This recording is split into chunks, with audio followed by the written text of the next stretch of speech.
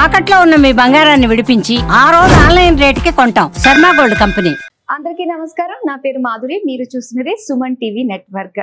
మరి మే 1వ తారీఖు నుంచి 15 తారీఖు వరకు ద్వాదశ రాసుల వారికి ఎలా ఉండబోతుందో మనకు తెలియజేయడానికి మనతో పాటు ఉన్నారు ప్రముఖ జ్యోతిష్య పండితులు బ్రహ్మశ్రీ నందిబట్ల శ్రీహరి శర్మ గురువు గారు. నమస్కారం గురువు గారు.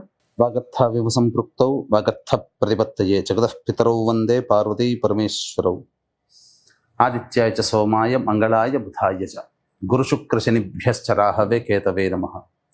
శృంగేరి జగద్గురు పీఠాధిపతులకి కంచి పీఠాధిపతులకి నమస్కారములు తెలియజేసుకుంటూ కార్యక్రమాన్ని ప్రారంభిద్దాం.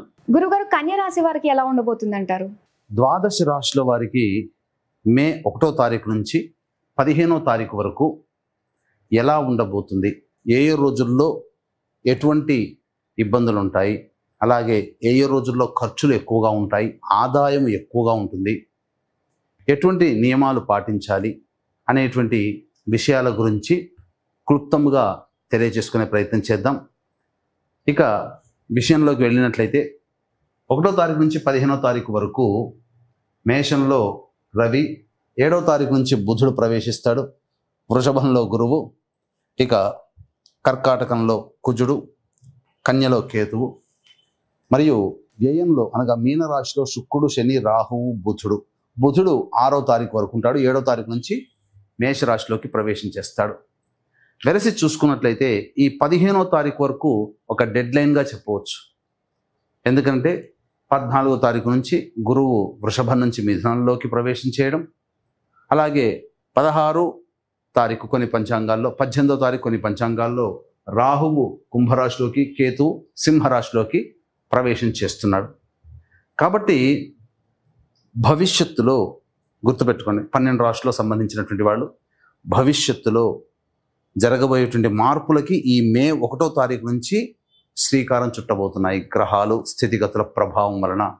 కాబట్టి ఈ మే సంవత్సరం అనగా ఈ సంవత్సరం 2025 సంవత్సరం మే నుంచి చాలా మటుకు అందరి జీవితాల్లో మార్పులు చేర్పులు చోటు చేసుకుంటాయి. మే 1వ తారీఖు నుంచి 15వ తారీఖు వరకు కన్యా రాశిలో జన్మించినటువంటి వాళ్ళకి ఏ విధంగా ఉండబోతుందో తెలుసుకుందాం. ముఖ్యంగా ఈ సంబంధించినటువంటి కన్యా రాశిలో జన్మించినటువంటి వారికి ప్రధానంగా వివాహము సంబంధించి చేయ ప్రయత్నాలన్నీ కూడా కొలిక్కి వస్తాయి. గ్రహాలు అన్నీ కూడా అనుకూలంగా ఉన్నాయి. గురువు అనుకూలంగా ఉన్నాడు, కుజుడు కూడా అనుకూలంగా ఉన్నాడు. కాకపోతే అనుకూలంగా లేని గ్రహం వల్ల రవి మరియు రాశ్యాధిపతి. అంటే 6వ తారీఖు వరకు కూడాను రాశ్యాధిపతి అయినటువంటి బుధుడు చక్కటి రాశిలో స్థితి పొంది ఉన్నప్పటికీ 7వ తారీఖు నుంచి 8వ స్థానంలో వ్యయాధిపతితో కలిసి ఉన్నటువంటి కారణం చేత ప్రధానంగా అనవసరమైనటువంటి ఖర్చులు చేస్తారు. ఖర్చు అయిపోయిన తర్వాత ఎందుకు చేశాను, అసలు దీనికి పెట్టాల్సిన అవసరం ఏంటి అనే విషయాన్ని కూడా మీరు గ్రహించలేకపోతారు. అనవసరమైన ఖర్చులు అవుతాయి. లేదా మిమ్మల్ని ఎవరైనా అప్పు అడిగేటువంటి వ్యక్తులు మీకు తారసపడతారు. తద్వారా ఏమవుతుంది, వాళ్ళు అడగగానే మీరు డబ్బులు ఇచ్చేయడం, అవి తిరిగి రాని బాకీలుగా ఉండిపోవడం, భవిష్యత్తులో అవి నష్టాలుగా ఉంటాయి. ముఖ్యంగా ఉద్యోగస్తులు జాగ్రత్తలు పాటించండి. ప్రభుత్వపరమైనటువంటి దండనలకి గురయ్యే అవకాశం ఈ కన్యా రాశిలో జన్మించినటువంటి వారికి ఉండబోతుంది. అందుకనే వాహనాన్ని నడిపేటప్పుడు జాగ్రత్తలు పాటించాలి. ఇక చూసుకున్నట్లయితే ప్రభుత్వ రంగంలో పనిచేసేటువంటి వ్యక్తులకి సాధారణమైనటువంటి స్థితిగతులు ఉంటాయి. ప్రభుత్వంతో లావాదేవీలు జరిపేటువంటి ఈ కాంట్రాక్టర్లకి మరియు బిల్డర్లకి అనుకున్నటువంటి మేర బిల్స్ పాస్ కాకుండా ఉండడం, లేకపోతే టెండర్లలో వాళ్ళు అనుకున్నటువంటి విధంగా వాళ్ళకి అనుకూలంగా రాకపోవడం అనేటువంటిది కన్యా రాశిలో జన్మించినటువంటి వారికి గోచరమవుతుంది.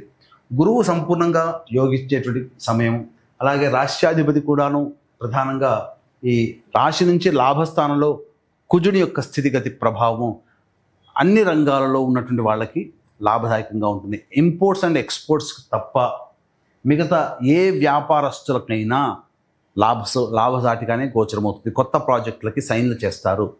అన్ని విధాలుగా అనుకూలంగా ఉండేటువంటి సమయం ఈ యొక్క కన్యా రాశిలో జన్మించినటువంటి వారికి గోచరమవుతుంది. మరీ ముఖ్యంగా విద్యార్థులకి ఉన్నత విద్యకు సంబంధించి చేయ ప్రయత్నాలన్నీ కూడా కొలిక్కి వస్తాయి.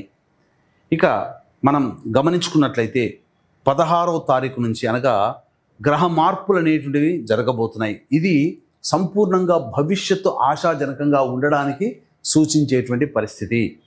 అధిక శ్రమ ఉన్నప్పటికీ కూడాను ఫలితాలు గొప్పగా 16వ తారీఖు నుంచి ఉండబోతున్నాయి. దీనికి నాందిగా మీరు 1 మే నుంచి మీరు దీని యొక్క ఫలితాన్ని మీరు కొంత రుచి చూడగలుగుతారు. కాబట్టి తర్వాత ఈ యొక్క కన్యా రాశిలో జన్మించినటువంటి వాళ్ళకి వివాహానికి సంబంధించే ప్రయత్నాలను కొలిక్కి వస్తాయి. వివాహ ప్రయత్నాల్లో చక్కగా అభివృద్ధి ఉంటుంది.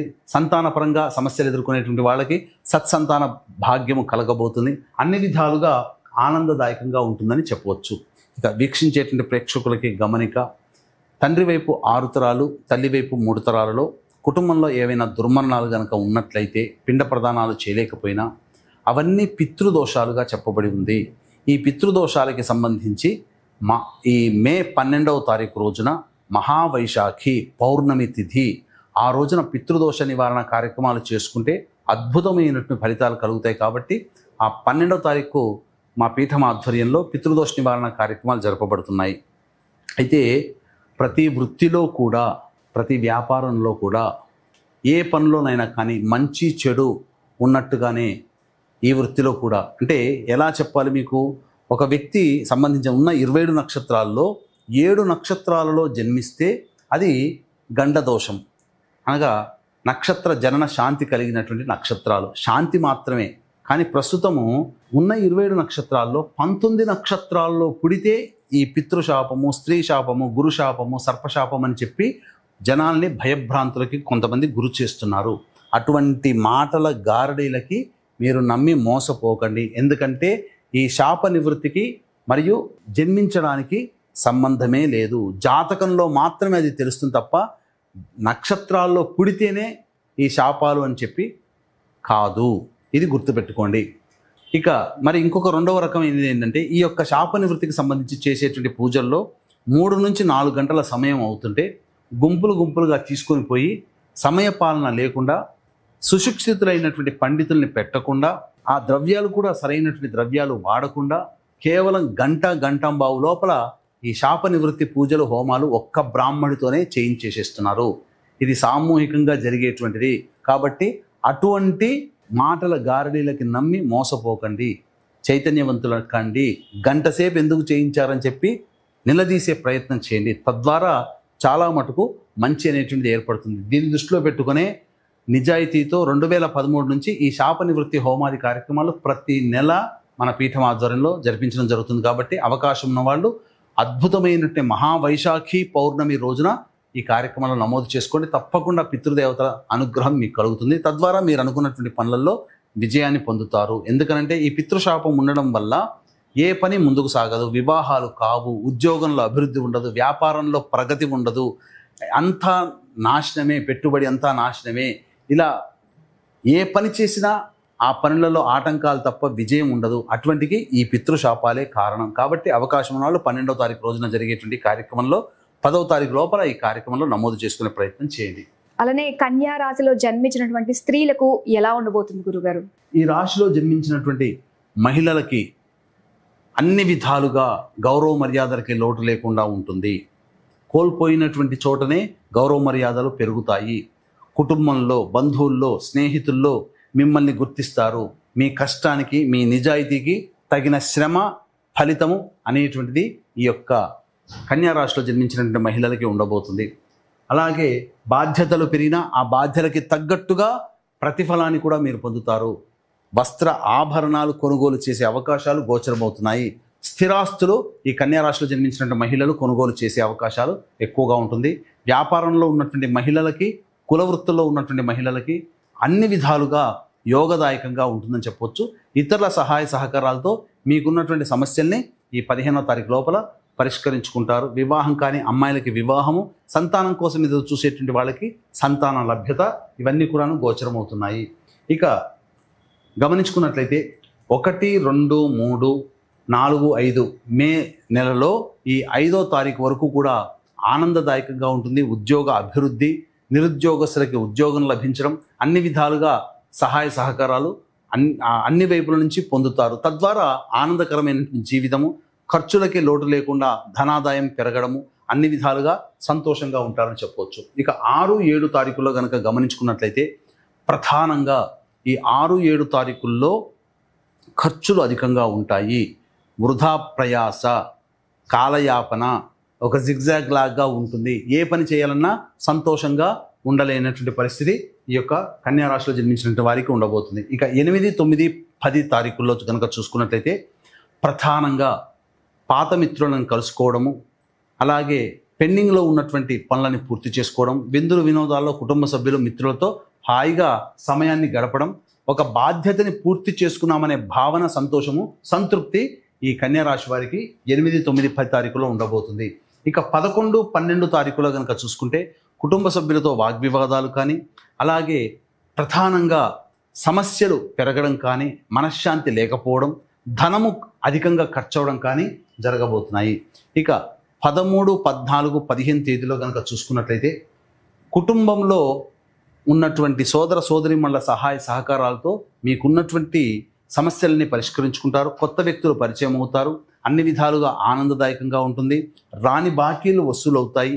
ముఖ్యంగా ధనాదాయం ఉండడం వల్ల మీ సమస్యలకి, మీ ఖర్చులకి అన్నిటినీ కూడాను చక్కగా నిర్వహించగలుగుతారు, సమర్థవంతంగా నిర్వహించగలుగుతారు. అన్ని విధాలుగా ఆనందదాయకంగా ఉంటుందని చెప్పొచ్చు. ఇక ఏ తర్వాత చెప్పొచ్చేది ఏమిటంటే 6, 7, 11, 12 ఈ 4 రోజులు తప్ప మిగతా అన్ని రోజులలో మీకు యోగ్యమైనటువంటి జీవితాన్ని, ఒక రకంగా చెప్పాలంటే కన్యా రాశి వాళ్ళు చాలా అదృష్టవంతులు. ఈ 1వ తారీఖు నుంచి మే 15వ తారీఖు వరకు ఉన్నటువంటి రోజుల్లో కేవలం 4 రోజులే అనుకూలంగా లేదు, మిగతా 11 రోజులు సంపూర్ణంగా అనుకూలంగా ఉండేటువంటి రోజులుగా చెప్పవచ్చు. ఎలాంటి పరిష్కార మార్గాలు సూచిస్తే వీళ్ళ లైఫ్ చాలా బాగుంటుందంటారు? ఈ 15 రోజులు టెన్షన్ లేకుండా ఉండగలుగుతారంటారు? ఈ యొక్క కన్యా రాశిలో జన్మించినటువంటి వాళ్ళు సమస్యల పరిష్కారం కోసం ప్రతిరోజు తులసి చెట్టు దగ్గర ఆవునేతితో దీపారాధన చేసి విష్ణు అష్టోత్తరం 3 సార్లు పారాయణం చేయండి. అలాగే రావి చెట్టు చుట్టూ నారాయణాయ నమః అంటూ 27 ప్రదక్షిణలు చేయండి. అన్ని విధాలుగా సంతోషంగా ఉంటారని చెప్పవచ్చు.